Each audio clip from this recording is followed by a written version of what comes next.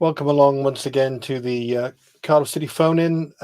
Not the happiest bunch around us this evening, as you can expect, but we're joined tonight by Nigel Blues. Hi, Nigel. Hey, Steve. How you boys? Steve Thomas. I'm going to ask you about the amount of mileage you do following Cardiff City in a minute, Steve. Hello to you. Yeah. Very much, Stevie. And Mark Pontin also. Thanks, Mark. Thanks for coming on. Tell you what, I'll go straight to you, Steve. Yeah. I don't know. I mean, you're a bright, articulate chap. You know, you've probably got good mental arithmetic.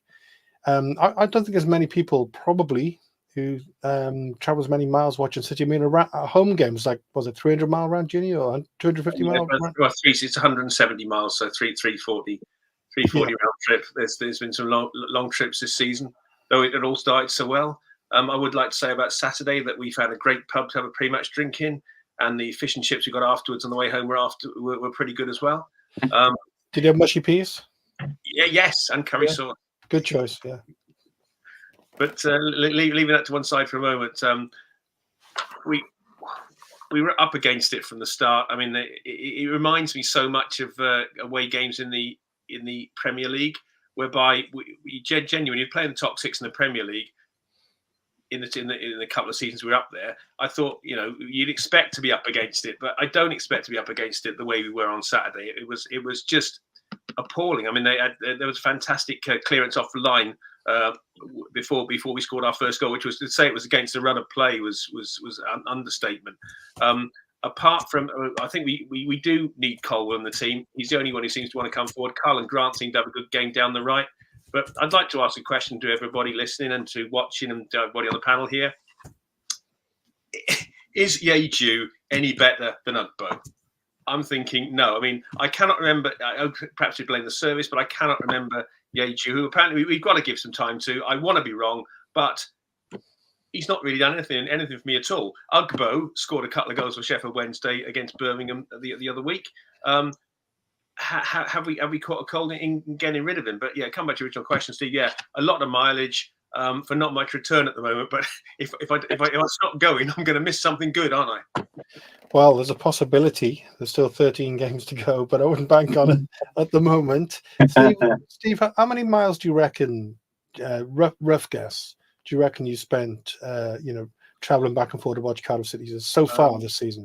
So far this season, for. So halfway through the season, I luckily had a few weeks away, of course, with work. But you lucky thing.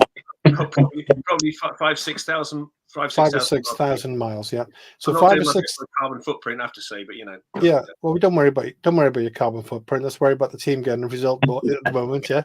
One step at a time. But I mean, you're pretty amiable, relaxed, common sense kind of guy. Scale of 1 to 10, how unhappy are you at the moment with the way the team are performing and traveling all that way and getting very little in return? I'm still giving it a 3 or 4 because I genuinely believe they're trying. I think back to the night I met Mr. Worth at Huddersfield, which back in October seems like an absolute lifetime ago now, where we absolutely wiped the floor with them, beating them 4-0, followed it up with a 2-0 victory against Bristol, and we thought, yes, we're going somewhere now. But unfortunately, the wheel, to say the wheels have come off is a bit of an understatement. It seems to me that it's systematic of what's happened to us over recent years. We've been lucky in the players we got in last season and the season before to push on in the January window.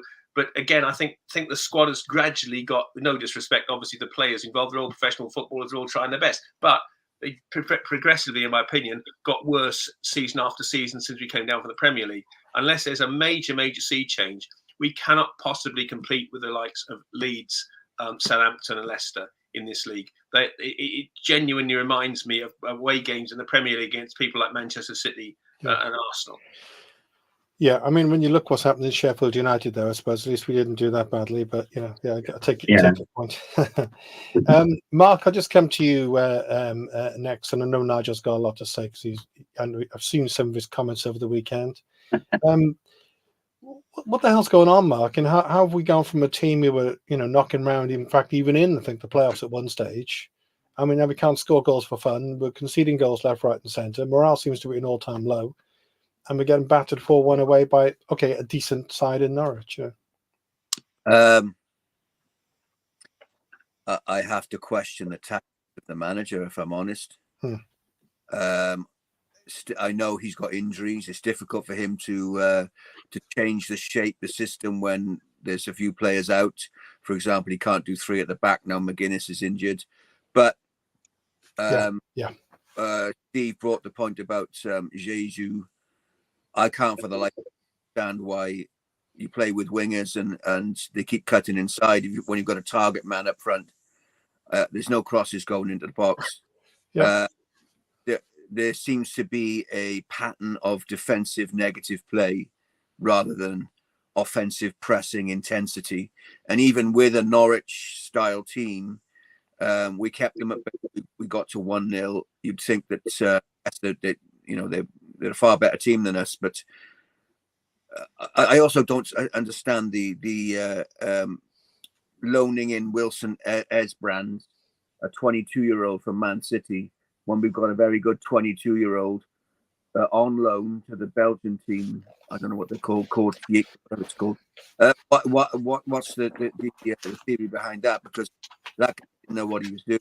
Let's be honest. They swapped flanks because he was getting defensively found out at the time, and he's going to kill his confidence, isn't it? Let's be honest, as a young look like that, you might as well have Isaac Davis playing, who's Cardiff City through and through, rather than do that. I don't know what they're paying for Josh Wilson. What's his name? But I just don't.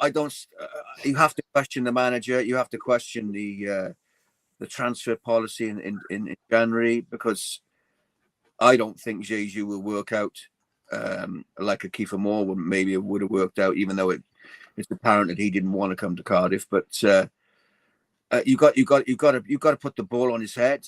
He made some great defensive headers, Jesus. That's all he did. You need Ollie Tanner came on. He started trying to cross the ball in a bit, but Carlin Grant, Josh Bowler, or the other wingers are just cutting inside and trying to score themselves. Whether that's a tactical thing, I don't know. But the midfield is a shambles. It's an absolute shambles. They're just slicing through us at will. Any team, and it seems that he's got the two defensive-minded midfielders who get in each other's way.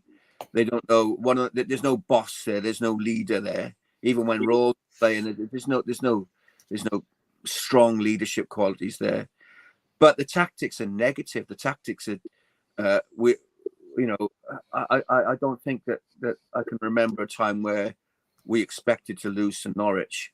No disrespect to Norwich, but I went into that game thinking, well, I hope we don't lose by too many.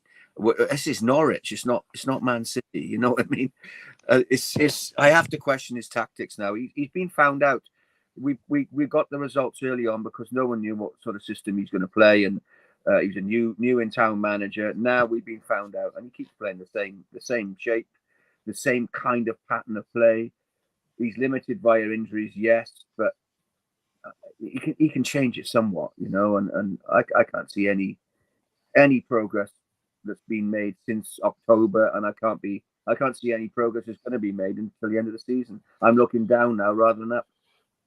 Yeah, also Errol Bullitt, he mentioned the other week, he seems to be counting down the games. I suppose he's counting down the games in a couple of ways. Will he even see out those number of games?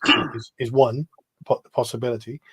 Also, he is out of contract at the end of the season. Some people might say great, because the form is not so good.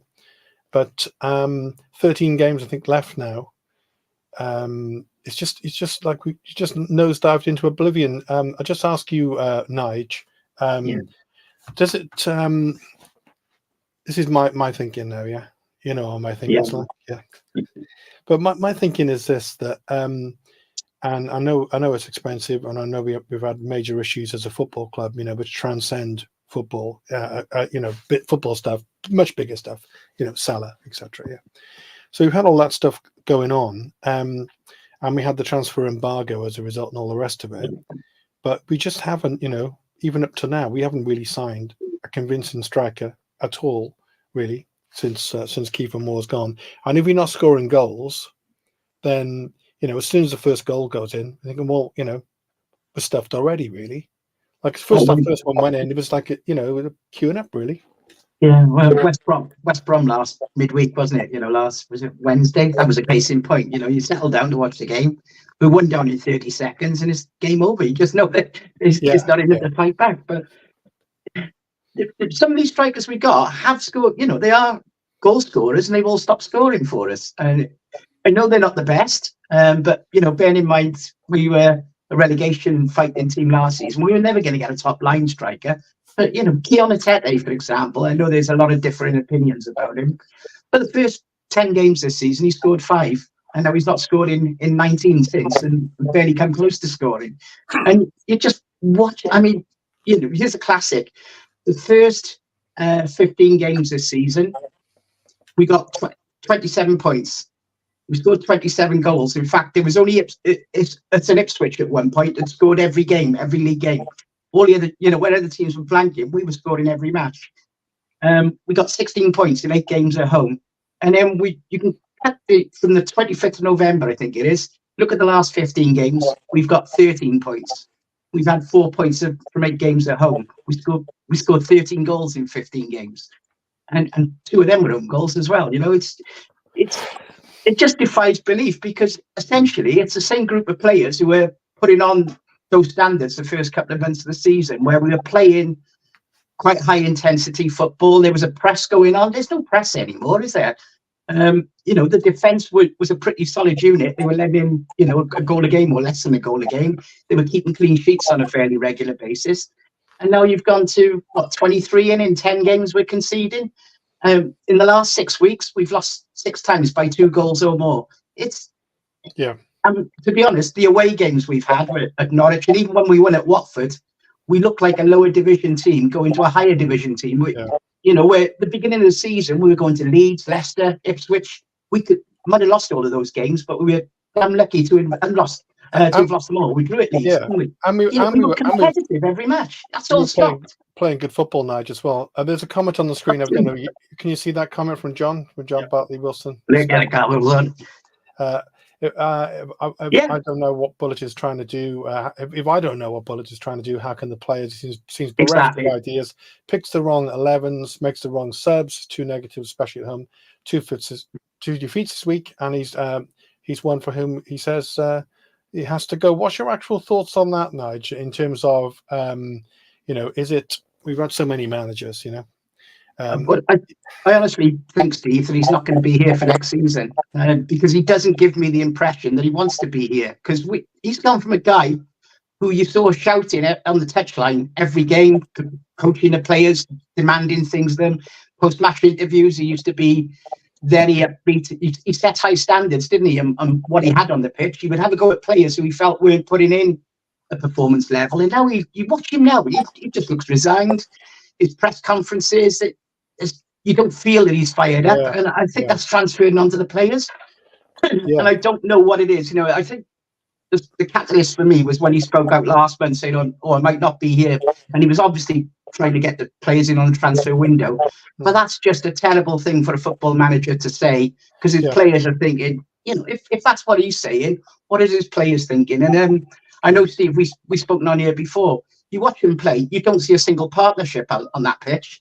That's a really good point. Yeah, there's no partnerships at all, and players are, Ryan Wintle, captain at West Brom, dropped on Saturday. It's just little things like that that are going on all the time. And as much as I like Bullet, and I think he's the best manager we've had in a long time, you really got to ask serious questions about where is he, what does he want, I mean, why is he producing this football that's the complete opposite to what he was doing. I'd love to see some of the running stats of some of the Cardiff players, because you watch someone like Siopis. I know he's not playing as well, but the first few games of the season, he covered every blade of grass on that pitch. He's doing nothing of the like now. I know he's not playing as well, but he's nowhere near what he was producing for us earlier in the season. And he's not the only one. They've all dropped back in their standards. And I just think there's something wholly wrong going on down there on the training ground that transfers into performances in terms of whatever's been going on in the changing room. I'm not saying he's lost the changing room at all.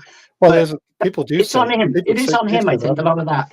Yeah. So, Nige, just while you're on, I'm trying to think how to phrase this. I know you spent a lot of time in Turkey. You You love your holidays there. So do I, by the way. Yeah, and Turkish people. The Turkish people are amongst the most hospitable, nicest people you could ever care to meet. You know. So I suppose there's a, you know, I mean, your love of your football club probably transcends that. But the fact that he was kind of pretty well Dalman's man, you know, and brought in by Dalman, you know, the Turkish connection and all the rest of it. You just have to wonder, don't you, how that is playing out behind the scenes at a hierarchical level in the club, you know? Well, I think a few weeks ago, they would have loved Matt, you know, even when he did that sort of rant last month. I think everyone wanted him to stay, and we were all giving him, you know, he's got earned a lot of goodwill, and he's deserved it for the start he made of the season. But people are starting to question him, and certainly if I was, remember Dalman, although he's his man, you really got to say, is he the man who's going to take us forward? Because this summer, they should have money to spend on players, and you know, you've wanted this season to see us stabilise and progress, and he has taken us away from trouble. We only need 3 wins in the last 13 games, and that should be in them, even if they just struggle to do it. But where's that come from? He's not doing much for me to say I want to back that man with a few million quid this summer to build it, because he's not what he's produced in the last 3 or 4 months, which has been dire. We're going to see really low crowds tomorrow and Saturday, and that's because of the football that's going on down there, which is bad as it's been any time in the last few seasons. Yeah. Mark, so I'm not putting Nigel on the spot here now, but that, I mean, it's kind of interesting, you know, Nigel, lifelong fan, you know, well-known City fan. Here we are, 13 games from the season. He hasn't quite put it this way, but it's a lot. Like, if we get, you know, we're getting like 10 points from the last 13 games, and we, you know, we're safe, then that's okay. But compared to what the mindset that we had when the bullet train was, you know, had some coal in it earlier in the season, Mark, you know, how things have changed. Well, we should have been relegated last year with 49 points. Yeah. So 3 wins is 9 points. It still might not mean we're safe. If it wasn't for the points deduction, we would have gone down last year. I just, you know, I'm a bit tentative to speak my real mind, Steve, but I don't like the way the club is running. It's been run. I really don't. I don't think Bullet had much to say in the transfer of players coming in, and I think he's just lost all ambition. You know, I think he had a lot of potential. I mean, when I watched David Turnbull's on YouTube before he played the first game for us, and I was excited. I thought this young kid is a good creative attacking midfield player, and he doesn't know where to be, what to do. It's like as the ball is played out of our defense, that's it. There's no idea who's going to do what with it. The number of times they stand there, kick it back and forth to each other, waiting for some movement and then it just ends up going back to the goalkeeper. That's got to be coming from somewhere. You know, footballers naturally want to play and want to win usually, and there's just an apathy. And but I question. We've got an owner that's prepared to spend multi-millions on court cases all the time. And I don't think he backs Bullet in this transfer window. I don't think he I don't think he's going to back him. I don't hear at the end of the season whether he gets sacked before or not. I don't know. I think they'll probably count on him to keep us up because we've got a little bit of a lead once we've got in the bag. But I don't think he'll be it. So where does that in terms of, I don't suppose I mean literally, but where does that leave, you know, Mehmet Dalman as the man who kind of, you know, figureheaded this guy coming into the club? Let's face it, at the time, between the 4 of us, for example, I'd never heard of Errol Bullet. I didn't know anything about him. Yeah, this guy comes in from Turkey. He's been brought in, you know, Dalman's man, and you know, this guy's got something special, and la la la. If it all does go horribly wrong, that's not a good look for him, is it? Well, no, but like I said, I'm tentative to discuss. I know you know what I'm all thinking. I just don't want to say. You know, it's. I wish that when Dave Jones, Lenny Lawrence was manager, and the club was about to be sold, that we sold it to someone else. That's what I wish. I wish by now we could have been a Brighton, you know, because we were making progress then. And yes, we've been in the Premier League twice, but it's been a shambles. It's been a shambles, and I just wish that we deserve the an owner that's just, you know, just that really understands that if you don't know anything about football, get someone in that does, you know, get some supporting staff that do, because there's something rotten going on. I just don't. It's despair. I mean, I've been watching since I was a little boy. You know, 1976 was my first game, and we've seen some really rough times. And I should be thankful, really, that we're in the championship. We're a championship team, etc. But you know, it's just it attacks your heart and soul. You know, everyone who watches Cardiff City's got a heart and soul invested in that team. And it just, when it feels wrong, it just feels wrong, you know. We're bringing Steve back in a second, but Mark, just to say, you know, you live towards the west of the area. Yeah.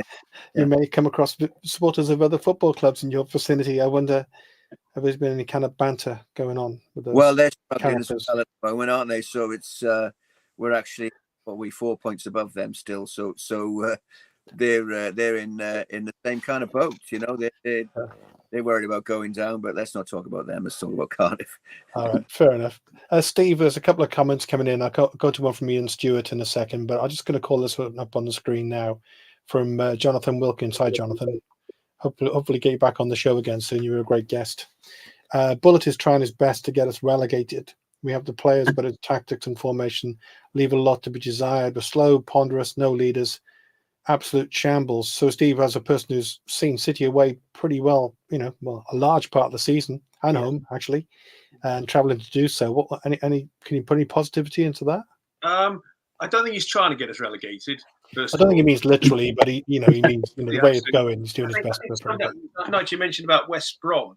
I was behind the goal in the corner, as fans were, and you obviously see the two managers. You got one manager jumping up and down, shouting, waving, pointing, and you can guess which team that manager was managing. Yeah. Us. But that was Bullet earlier this season. Absolutely. He did get booked into Preston. He got booked in one game. Was it what he got booked in one game recently? He did. Yeah. I think West Brom, wasn't it? I think it was West Brom. Yeah. I think also, Steve, come back to your point about nobody had heard of Bullet. Now, I'm not going to claim hindsight. Hindsight's a wonderful thing here, but I was reminded, and I looked up his name today because I can mention it tonight. Do you remember the Russian Slutsky who came into Hull, and he previously managed CSK Moscow and the Russian national team. They say he's coming with a great pedigree, and yet I was concerned Bullet might go the same way as him, in that somebody comes in with a great pedigree from abroad, but doesn't know the Championship. The Championship's a very kind of unique sort of league, and I was concerned that he might get found out. Obviously, I was over the moon for the first few months of the season. I was shouting, "Get on the Bullet train!" Obviously, but it's kind of sort of downhill. I agreed to a point what Jonathan said there about the lack of tactics. Again, it's not so much that it's the way the other teams are working out our tactics. So, you know, previously we got Carl and Grant on one side, now we got Bowler on the other. That they would run the show. However, now they're being locked up the whole time, so we've got no way to get the service forward. We've been found out. We've got to change something. I think we've got to change something because the other teams have worked us out. And what do you think about the new signings so far, including the goalkeeper? Well, I agree with Mark about Turnbull. He did look a very good signing. Again, the player from Manchester City, I think he very much untried. But then, so I suppose was Tommy Doyle when he came in last season. It's difficult to see. It's a good thing we brought in the extra centre back. I said when we talked just before I was on here before. We talked just before the window, and you asked me who I wanted, and I said we need a new centre back. Got him. A new central midfield player. Got him. And a new striker. Got him. And yet we seem to be disappointed with everything we've got. And I think that comes to the point I made at the start, in that the players we've got in seem to be worse going forward. Again, I'll come back to Mark's point as well about Dave Jones. When Dave Jones came in, after taking over after Lenny Lawrence had gone. Every season we gradually got better. We got to the playoffs a few times, and then Dave Jones perhaps had taken the club as far as he could, as had Lenny Lawrence before him. Malky then comes in, and then we had the season where we got to the League Cup final, and then we got promoted the following season. Then, of course, there were well-documented changes that caused a huge split in the fan base. That didn't help at all. However, I was also reminded, thinking about Siopis having gone downhill, Gary Medell. Gary Medell, when he came in, I thought, blimey, what sort of player have we got here? Yet towards the end of the season, he seemed to lose interest. I can only hope that if players like that are losing interest, they might do what some players do and start to put themselves in the shop window because they want to go somewhere else and play a little bit better in the remaining games this year. Well, I'm going to come back to one player in a second for you from Ian Stewart mentioned, but you just made me think Nigel will like this one. Derek Brazil. I'm trying to get Derek on the show again. Yeah. I think it was Derek who said you should do You Can Ring My Bell. Gary Medell should be the song. You never, not sure if that ever kicked off. But going back to what you said earlier, Steve, about Jeju, and Ian. Hi, Ian. Ian started off a new thing on the show called YOY. Yeah. And he said, so with his YOY questions, still early days, but I haven't seen anything yet from Jeju to inspire me. How would you describe him as a player? You know, is he hold up the ball, bring other people in? Is he good in the air? Does he rough people up? Has he got pace? Does he like to shoot? Is he any of that? I think I'm firmly sitting on the fence here. It's very uncomfortable because I don't know. I think we've all picked up. He's done a few good defensive headers. We put everybody back to defend corners. Yeah. That was one of the YOYs for me in the other week, wasn't it? About why do we have every single player back defending a corner? But he has been able to clear the ball. That's what I've seen him do well at the moment. But apart from that, I'm not sure if he's got pace. I'm not. He certainly doesn't sort of get in the faces of the defenders. But then, fair to him, if the ball gets played to him, whether it's him or Etete, there's nobody coming forward. So obviously, if you're going to go for a target man, play the ball for the target man, the midfielder have got to get through to support them. And then if the ball does come back, those midfielders should be there picking up the second ball. We don't ever seem to pick up the second ball. And Nigel, of course, Kiefer Moore. Apparently, he said he was going to Ipswich for a year. So apparently, all that was going on. And then you hear that even some of the club, players at the club were trying to encourage him to come, and it actually happened last minute. And we had to bring in a striker, so we brought in Jeju. But he's scoring goals for fun there, isn't he? Yeah, he's doing really well, and he would have. Well, would he have scored goals for us? I don't know, because I think the problem is none of those strikers get any service at Cardiff. Yeah. I did comment on Twitter on Saturday that Norwich got behind us and put more balls into our area across our box in 60 minutes on Saturday than we've managed since October. Because time and again, they were getting behind Romeo and Jamilu. And, if Jeju was playing for Norwich, I'm sure he would have got a couple. He's playing for Cardiff, though. And, there's no service for any striker. You could have the best striker in the world down there, and they wouldn't get more than a handful of goals playing in this team at the moment. I don't think he's that bad a player, but you can't judge him on those two games at West Brom and Norwich because there was so little going forward. The only time we actually did well, I felt, on Saturday was when you had Grant and Colwell both playing on the right, and they were, Colwell in particular was causing a lot of problems, and then we go one up, and the first thing he does is put Grant on the opposite side.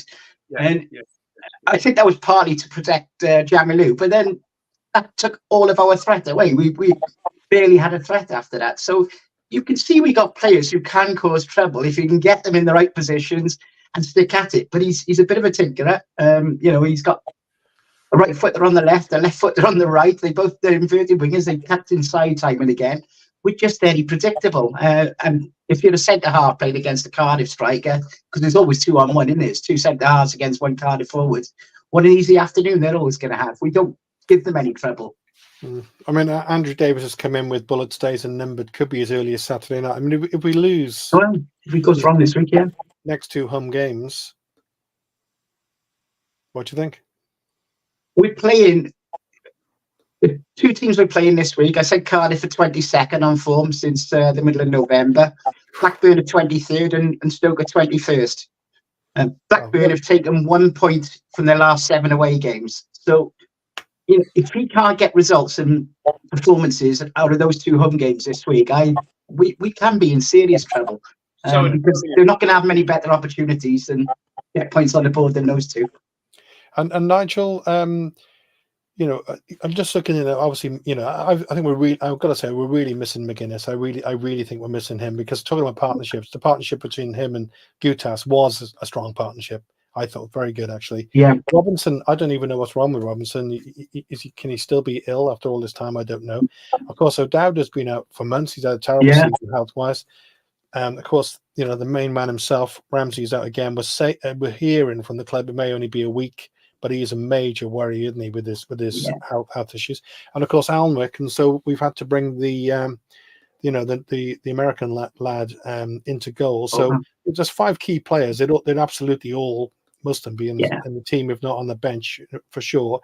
So we're missing those 5 players. We haven't got a massive squad, but bearing that in mind, Nige, in terms of the way we line up, we're talking about it being negative. For a starting point, if you I don't know whether you would, if you played 3 up front, who would they be, and how would you line them up? I think it's the change. The first change has got to come from the midfield. I mean, it's that last home game against Preston. We lined up with 2 defensive midfielders, and you know these are, they're no great shakes. Preston, not a bad team. They're on our sort of level. They're okay, yeah. But yeah, you're almost conceding that you're not going to attack them that much. You know, it's this cautious approach, isn't it? So I think he needs to just get one of those guys in favour of more creative midfielders. Your 3 up front, you could perm any one of those forwards, because I think he's got to go for 2, haven't he? He's got to give a half to one each of them, which I'm guessing is going to be a Tete or Jeju. And the other option, of course, is whether they put Carlin Granted. Well, I think Mate's injured, isn't he? So is he as well? Okay. Yeah, he had it could only be Cardiff when he has a 25-yard shot and pulls his hamstring or something last week, didn't he? So it can only be a Cardiff strike, and that happens. He hurt himself trying to score. That's why we don't do it. So I think it's going to be a Tete or Jeju. They'll probably have a half each, or one of them will have an hour. But it's getting support with them, and whether it's the Celtic play, you've really got to try and build a little bit more around Ruben Colwill, because our only creativity and attacking threat recently has come from Ruben Colwill, and yet he has that great game at Watford. They pull him off, and we can see possession. He got dropped last week at West Brom after a good game, didn't he? That's a player you really need, because there's not many players who can produce what he can in our team at the moment and make things happen and bring other people into the game. He's always looking to go play forward, and we do need to play front football again. We've stopped doing that completely. Yeah, and Mark, you made the point earlier. With McGuinness being missing. In all the best will in the world, Jamila Collins he's decent left back. He's not a central defender, so he's having to play that role, which is just doesn't suit him at all. If we had McGuinness, then you could play Wilson, Ennis, Brown, Phillips as a kind of as a wing back, and arguably NG could operate on the other. But I quite liked it against West Brom. I thought we actually missed that goal, didn't we? Tete missed that goal. We had a chance of pulling it back to 1-1 there, but we looked much better with two up front. Yeah, I mean, the trouble is he's just brought Jeju into the club. To start dropping him is going to kill his confidence before he's even started. I think he needs to look at the service from an attacking point of view to his front man, but I don't get the like Nigel said, the philosophy of the midfield is completely wrong. I mean, we're pretty limited. Well, if we lose a centre back to injury, we're pretty limited because you can't throw a youngster in and go 3 at the back and then have the 2 wing backs. It's too much of a risk. So we have to play the 2 centre backs and the 2 full backs. But he needs to decide what he's doing in the middle, because he puts his faith in Winkle 1 week, like Nigel said, and then he'll put Siopis on, and then Rawls comes back to fitness, and he doesn't really know what to do then. So he's even if Winkle had a good game the previous week, he'll drop him and put Siopis back in. And if you want to look at the confidence level of the players being affected, they don't know whether they're going to be playing or not week in, week out, and they don't know what system really they're supposed to be playing in, what their roles are. He's now tinkering around with this Wilson Esbrand, and is he a fullback? Is he a wing back? Is he a winger? You know, he's kind of trying it. He should be trying it more on the training ground rather than trying it in games. It was obvious on the weekend that defensively, he's moaned all season about Tanner not tracking back and Carlin Grant and Callum Robinson not defend. Well, Wilson Esbrand is another one that defensively he couldn't hack it. You know, he wasn't used to that position. So he swapped flanks with him. That didn't work. So he took him off half time. I mean, the guy doesn't know his first 11, does he? I mean, and what's wrong with throwing? Because when Keon Atete came on, he held the ball up better, but like Nigel said, there was no one there to hold the ball up for. What's wrong with an Ashford on, who was on the bench, and giving him a go? You know, what if he's going to be tinkering that much? Give the youngster who's got a little bit of spirit, give him a run, especially at 3-1 down. Yeah, I would have done that on Saturday when the game was gone, wasn't it, at 3-1, and then he brings on Bowler, and he's not produced anything other than that goal at Watford since I can't remember really. Yeah, you should have had Ashford or Joel Colwell. You've got to give these boys a chance. And then you got Bowler, who all he does is cut inside and try and take the glory because he's had the odd time when he has scored, and fair play to him. But when you got a target man, if you got wingers, you know. That's what you pay your striker for, to put in the net, you know. But if you're a defender, and if you're a defender and a professional footballer, and you have you're managed by a half decent manager, you're going to prepare for these matches. So you and I, we know what Josh Bowler's going to do. We know he's going to cut inside. We know we're going to get on his left foot. But so did everyone else in the championship. Exactly. I mean, he does have enough technique to pull it off occasionally. But if he was running old-fashioned down the wing, almost to the byline, putting across. I'd love that. Midfield a chance to get forward. It gives the number 10 a chance to get forward in a supportive role. And you might as well not have a striker if you're going to get your wingers to cut inside. Why isn't he telling him not to cut inside? He's quick to tell Tanner to track back and Colwell to be defensive. Why isn't he telling Josh Bowler, you've got to put more crosses in, mate? I don't get the management of it. You know, it's. I mean, I gave him the benefit of the doubt for a long time. And I thought, this guy, when he first came in, he's doing well. But I always had the old Mick McCarthy thing in my head. Yeah, well, when they find him out, that's it. His tactics will be, found out, and he won't have anything else. No plan B. And he had a plan B. He just had. Yeah, I'm just going to show this one just to lighten things up a bit. This is fairly funny. Much better without Al. I agree more. Just put that one in there. Steve, I'm going to ask you this, and I'm going to go around the panel on this one. Yeah, I was thinking about this. I had an interesting journey here tonight, but I won't go into it now. But I won't go into it now. Right? Who in your time of following? When did you start watching City, Steve? My first game was 1972. 72. Okay, so that's just over. Well, was that 50 years or something? Yeah. 52 years, 52 seasons. Three favorite managers, three best managers in that time. It seems we're talking about Bullet tonight. That's a heck of a good question. Right, I'm going for Richie Morgan first of all. Richie Morgan, who took us quite high up in the division, and then of course we started off the 81-82 season quite well, and he was moved upstairs, and we ended up getting relegated. I'd go for Len Ashurst for what he did in 82-83, only spending money, I think £10,000 on Jimmy Mullen, and oh goodness me, after that for the football we played and how exciting it was to watch us at the time, I'd go for Dave Jones as the third. Yeah, okay, and no Solskjaer in there, which is a bit of a surprise. Nige, what about you? Well, the first manager when I first went down to City was Jimmy Schooler. So I love Jimmy Schooler. Outstanding money. Got us to Euro semi-finals. We should have got it. If he didn't sell Toshak that season, they would have. Just an absolute legend. Jimmy Andrews I always had a soft spot for, because that was the great team, wasn't it, with the yellow and white stripe and football we played at that time.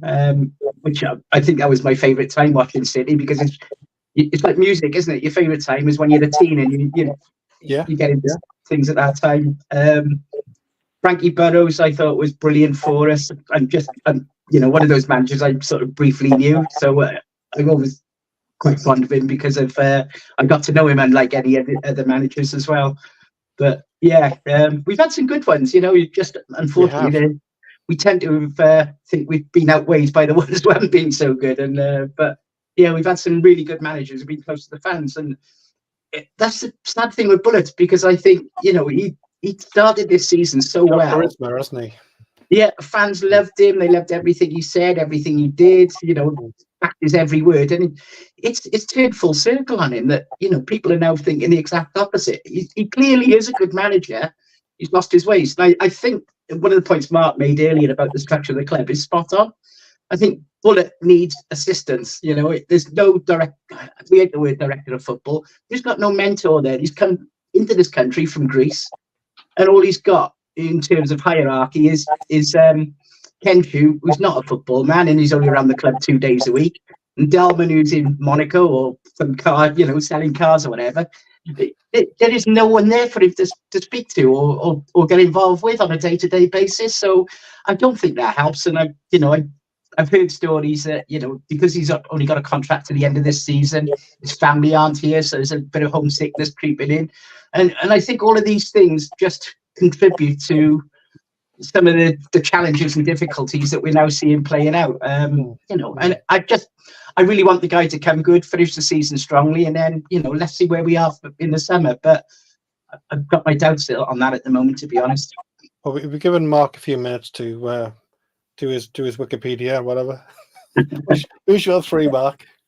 Well, I was lucky enough to meet Jimmy Andrews when I was a little boy, so he had a massive impression on me. Oh, of course, I used to call him Doctor Who because he reminded me of Doctor Who. I'm not going to mention Len Ashurst because my uncle fell out with him and that. I liked Eddie May. Oh, Eddie May, God, yes, of course. That period because I was regularly attending the games then. But I think the most stable and the most enjoyable football was Dave Jones. I really liked that period there where that was a good football to watch. We were there or thereabouts all the time. Yeah, we didn't get the ultimate goal, but I really liked that era as well. And so that's interesting because there was a couple of others. There's no mentions there for Markey, and Markey did a good job. Did a decent job. Whatever happened afterwards. Neil Warnock, got us back into the Premiership. Lots of opinions on Neil Warnock, but but the bottom line is, Mark, and we and I loved Eddie. His book is great as well. But we've had some really good managers, right? So I just wonder how Jimmy Schooler would go about sorting out this this defense at the moment and getting to score some goals. Well, it's a bit before my time, that one, but how would one of our former managers? What do you think? What needs to be done? How do they lift the morale again? Players thrive on positivity, stability. They thrive on knowing their role, and it's within their ability to perform their role.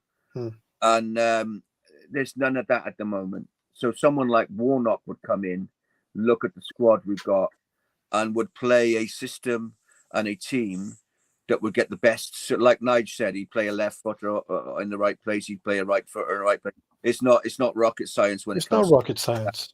So at the moment, I get a strong feeling from the players that they actually don't know what he wants. Okay, and sorry, Mark, go on. Yeah, I just think that somebody like Warnock, who's a good man manager as well, would get us playing. It might not be pretty football, but defensively we would stop leaking goals like we are at the moment, and offensively we'd be tough to beat. We're not tough to beat at the moment. No, I was talking about Warnock on the weekend with my brother-in-law. He's originally from South Wales, but he's one of these people who calls himself a Liverpool fan, because they go from all over the place, don't they? But we were talking about Warnock and mixed opinions about him, and he wasn't everyone's cup of tea. But I'd say with Warnock, if he was managing your club, you probably got to like him at most of the clubs he was at. But one of the things he always talked about, Mark, was it's not about performances; it's about results to a large extent. The number of times we scraped a 1-0 or a 2-1, and he'd be there doing the old at the end of the game, Yeah. I mean, he was, renowned for that, and every single club he's been to, even clubs he's maybe left with a little bad taste in the mouths of the fans. He's respected. I mean, there's a poll on BBC Sport at the moment where he's just gone to Aberdeen, and you can. And what's the first thing he's done? And you can. What's the first thing he's done, Mark? He's brought fucking Junior back, hasn't he? Junior. Exactly. Yeah. He knows that Junior is available. Is a free agent, and he can do a role for him. And like he did with Sol Bamba at Cardiff. He's got. He knows a good player. He knows how he can utilize them in a system that suits the rest of the players. Whereas there's a hint of, we needed players in a transfer window. We'll just get these because they're available, and we'll give them to the manager, and he can sort them out. And the manager's almost as if he's never seen the players before in his life. It's like, right, well, I've got to watch these on a training ground. I'll try this guy here, and I'll try him there, and then it's not working, so I'll put him there, and it's never going to be cohesive, is it? No, I mean, we'll bring Steve back in a second, but Steve, I'll start. I've got a couple of questions to show you. But do you think Errol Bullett's that much younger? I think he's still in his late 40s, if I remember. So he's fairly young as a manager. He's bringing these fresh ideas, and he's trying things, but playing in the kind of the modern way, if you like, by having kind of inverted wingers and playing from the back and all that stuff. And do you think maybe it's just, we need to pull a bit more Warnock out of Mr. Bullett? That's a difficult one, isn't it? He's not Neil Warnock, and I agree with what Mark said there about Warnock coming in and getting the best out of the players that's there. At the moment, I don't think Errol Bullett's getting the best players out, getting the best out of the players. But I do agree the point that he is a young manager. He came in, and we were very excited at the start of the season. But it's how he reacts to adversity. How people are going to be good in good times. How has he reacted to that adversity? He's come out and said some possibly strange things about what, and now of course he's not got the players that he wants. So he's now stuck with the players who basically he said he doesn't really think they're good enough. So that's not going to help the relationship, whatever we may or may not see on the pitch. It's not going to help the relationship between the manager and the players that he's been saying these things about wanting to get them replaced.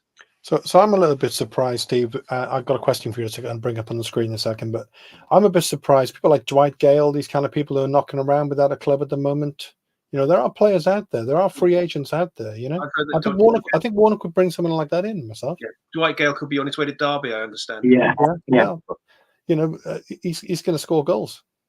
Yeah. He'll score goals. Right. So sorry, go on. We've got a question from Howard Rees. Hi, Howard. Good to hear from you. Haven't heard from you for a while. Good to hear from you. Do you think that Bullett has been sold a pup? Did Dalman tell him the truth about City? I'm asking you, Steve, unfortunately, because you're on spot here, yeah? And tactically, which we talked about, we look an absolute mess at the moment. Keep the faith. Yeah, I agree. We looked a total mess tactically at the moment. But both the last two away, the away game we won at Watford, we did get away with it a little bit in that we took Colwell off when he was doing well. Similarly, we had got back in the game. We could have pushed it on, and the best play from us was coming down the right hand side with Carlin Grant and Ruben Colwell, and then Carlin gets put on the other side, and we're immediately up against it. Yeah. Was Bullet sold a pup? I think at the start he was aware of the fact that we were under an embargo, but I think he was probably told that come the January window we will be able to get players in, and he was clearly frustrated. He said, of course, he wanted to get his players in early. Also saying he wanted to get Kiefer in, but if what Kiefer says is correct, and he was always going to Ipswich, where's that come from? I'm not sure. Did Dalman tell him the truth about the City? Well, it wouldn't have took him too much digging to find the truth. I wouldn't have thought. Thanks, Howard. Yeah, we're keeping the faith. We have no choice in keeping the faith. Yeah, it's inbred into us. And what's your thoughts on Nat Phillips so far, Steve? Well, I think we're missing McGuinness. So to come back Absolutely, to Mark's point as well. Did we want to play 3 centre backs? Did we want to bring in the quality further the third centre back at the moment? Very impressed with his goal line clearance when it was still 0-0 on Saturday. But at the moment, my jury's still out on all new players. I'd like to see Turnbull given a bit more sort of free rein, because I understand from knowing people who know Celtic supporters that apparently he would get the ball and he would shoot from anywhere. Yeah. Well, I thought that would have gone down quite well with Vincent Tan, having encouraged David Marshall to shoot from anywhere, of course, all those years ago.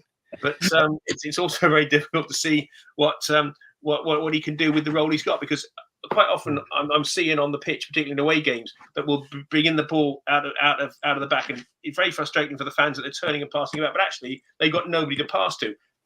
They're not making runs, or if they are making runs, they're not being picked up. Yeah. They'll bring the ball out, they'll look up. Nobody is trying to get away from the player. They seem to be, they seem to not want to move away from the player that's marking them. You've got to try and get into some space. You've got to time around. Nobody's doing that.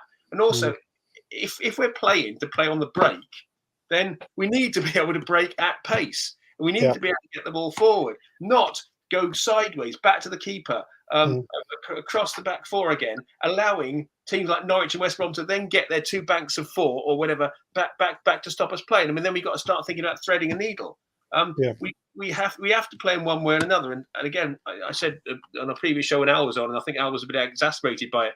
We've not got the players to play possession football and play out from the back. We've not got the players to play the long ball up to now.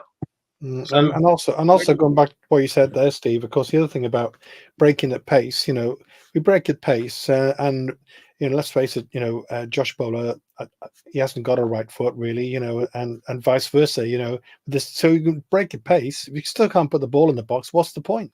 Well, yeah, agreed. And come back to the fact we've got Isaac Davis on loan. I remember the difference he made. Was it the home game against Huddersfield a couple of seasons ago? I agree with Mark. I'd have them both back. I would have had them both back. He could take the ball to the byline. He could get the ball in. Kiefer's waiting in there. Bang, goal. What would Jeju be like if somebody actually got a ball in he could head? My jury's got to be out on him until I can see that. But at the moment, as you say, we've got Carlin on one side, who's probably been one of our best players this season, but he does cut inside. And Josh Bowler's playing on the right with a left foot. So he's never going to be able to get the byline and move back in with his right foot, because he's always looking to cut inside and hit a shot. Yes, it worked against Watford, and he scored in the opening game of the season, of course, against Leeds. But apart from that, I can't really think. I think didn't even Errol Say was thinking of taking him off at Watford as well. And then he didn't. This was even before half time. He's thinking about taking him off. So sorry, go on. So I'm just going to come to Nige, because we're into the last kind of a few minutes, but it's we're all kind of chomping at the bit because there's so much to talk about tonight. So this is an obvious question, Nige, right? From Andrew Davis. So Carlin Grant at other clubs, we know actually for a long time. I think West Brom with Robinson actually had a really good partnership. He scored loads of goals. He's got a good shot on him. Yeah. I personally, I'd love to see him as part of a 2 up front. Him and a big lad. Maybe I don't know. Maybe Mate because he's physical, and Grant causing problems. Yeah, I agree. I mean, I think Huddersfield, did he get 20 in a season there at Huddersfield? That's what got him his 13, 15 million pound move to West Brom in the first place. Yeah. He's a very strong forward. He works hard. He would what he said to central defenders because he's got something about him. To me, I think he's worth a try as a centre forward. And you put Esbrand on the left, which he's got natural pace. I know he's brought in as a left back, but they brought him to play further up, and that's definitely worth a try. I think Paul Aberdeenato in the Echo today said he should be giving Grant a try at centre forward. I'm quite amazed that he's not tried it at any time this season. Bearing in mind he seems to have shuffled just about everything else around. He's always kept Grant on that one side. He did do a little bit on the right on Saturday, didn't he? But never played him as a striker. No. That seems a crazy one to me. I mean, because there's absolutely no width, because if we don't play with wing backs, we got a converted left back playing at central defence. Yeah. We got wingers who can't use the foot they want to cross with. The centre forward, Mars just bring the oranges on at half time. he just ain't ever going to get a ball, is he? You know. Yeah, absolutely. And Grant's got a bit of pace, doesn't he? So he's someone who can run at these centre back. None of the rest of them do. They don't get enough service anyway. No. But Grant is also quite physical in a way that I know Mate can be, but he's very one-dimensional, Mate, in his approach about it. When you're playing Grant on the left side, it's not as if he's taking on the defender to get round the back of him to put a ball over anyway, is it? It's always same as Bowler on the opposite side. Is cutting inside to try and drift the ball in or have a crack from outside the box. And there's no variation to the tactic, and that's there's what absolutely makes it so no predictable. variation. It's just absolutely. I mean, we can, the Preston game's a good point. Case in point, it was just so predictable. Leeds was even worse, really. Yeah. So the other question I'll ask you now, John, maybe just spin around Mark and Steve. If you think about it, it looks like we don't know how long, but unfortunately, Aaron and I thought he was starting to look pretty good against West Brom. Actually, when he came on, he set one up and he scored one himself. But he looks like he's out. And then you got Robinson out for I don't know what, for forever sort of thing. So then that leaves you with two potential number 10s, Turnbull and Colwill. So how do you fit those two? Can you fit those two into the same starting 11? You can. I think Colwill looks a 10. Even now he's still never getting that chance playing behind the forward, is he, or supporting the forward? I would have been there. Turnbull should be able to advance. He looks like a player who can get beyond the last defender. And I think his goal scoring record at Celtic is 1 in 4. I think he scored 25 and 100 goals for him. So, if you're not going to get him near the penalty area to have a shot in the first place, he's not going to provide any goals for you. And what I've seen of him so far, he's just not getting advanced enough to be able to do anything to create or offer a shot. So I think some of this is down to the approach and the mentality. We said about the front football, the high press. When Cardiff, the start of the season, worked hard on and off the ball. And they don't seem to be doing that with either now. We're quite easy, aren't we? We played, what was it, the 5 at the back on Saturday at Norwich, and Norwich was still able to go straight through us time and again. Yeah. To me, it just feels about the approach and the tactics have got to be smartened up. We were doing things so right for 3 months this season and so wrong for the last 4 months. It just defies belief. Yeah. So from Chris Hughes Jones makes a point of responding, Mark, to what Nigel just said. Has Turnbull actually had a shot after 3 games? Is probably I'm not sure that he has. But when he came to us, I'm not having to go at him, by the way, because maybe it's just the way we're setting up. But my mate Jeff, he lives in Ireland. He knows a lot of Celtic fans. And he was so excited about him, and he thought he'd be our new John Buchanan. Yeah, I think he hasn't had the opportunity that he needs quite yet. I mean, what did he score? 7 goals in 30 odd games or whatever it was. So I agree that Carlton Grant might benefit from a run at centre forward, but the midfield needs sorting out as well. It's pointless. You fill it out with the centre. A goal scorer if you've got no support coming from behind, and it's just all over the place. It's just all over the place. I mean, I would be tempted perhaps to just use one at home, use one defensive midfielder and Colwill. Yeah, 4-1-4-1. I quite like. Yeah. That would be creatively and attacking minded more, but he seems to persist with this 2 number 6s or whatever it is, and it's just not working, and he can't see. He must be able to see it. He just thinks that he can't trust other players to do the job. Or maybe that's how they played in Greece and Turkey all the time. Was that system? How he played. That was his system.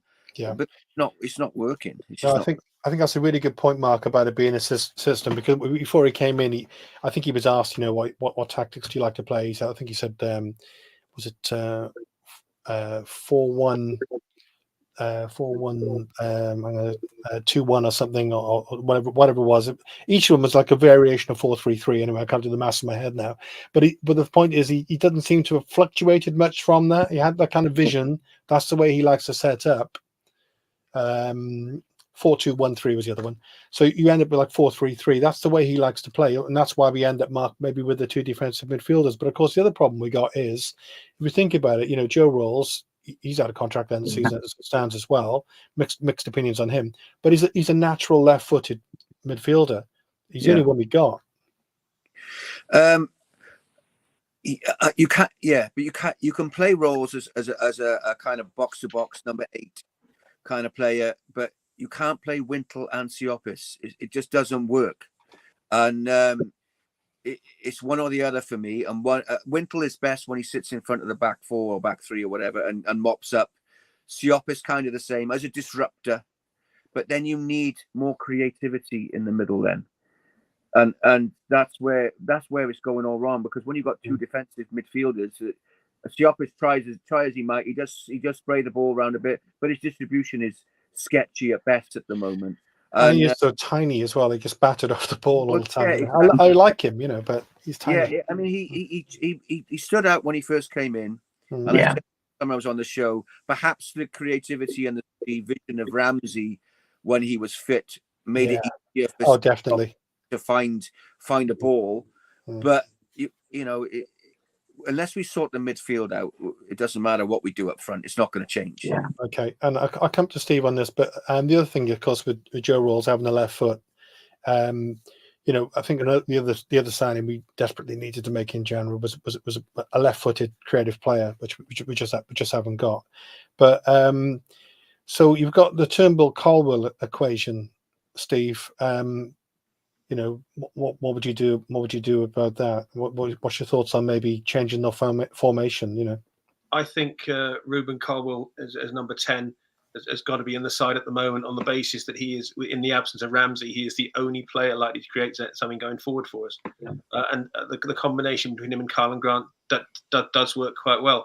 As to Turnbull, I'd like to see him playing a little bit more forward. If things get a bit more crowded towards the front, that can't be a bad thing, surely, because at the moment we are far too defensive. And as Nigel said there, we're playing 5 at the back against Norwich, and they're still going through us. I'm reminded of the game against West Brom that finally saw McCarthy lose well when he played 5 centre backs, 1-0 down in 5 minutes, and then we're completely shot.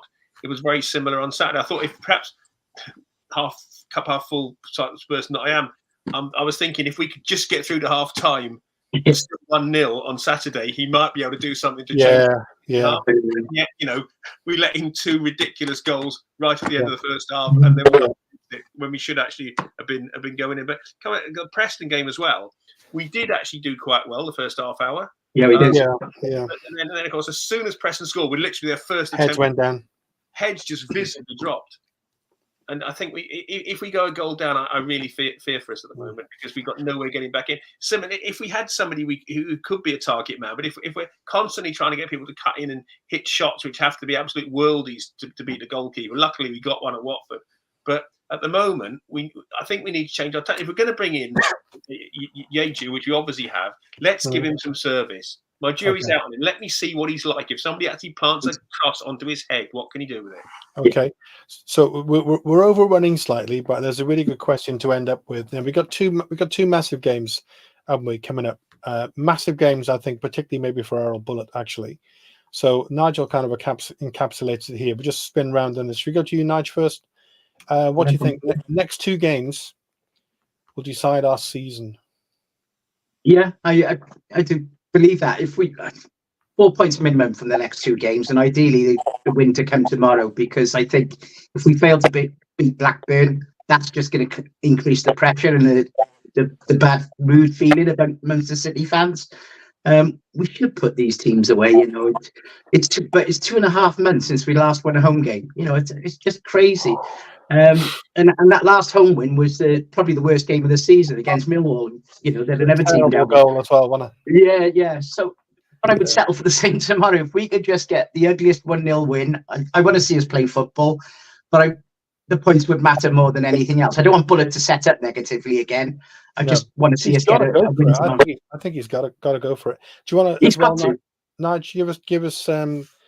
It's a nasty one to ask tonight, by the way it's going, but give us a couple of results. I'm going to go for a win tomorrow and a draw against Stoke on Saturday, and I'd be happy with that. Okay, I think we all probably would be. Mark? Will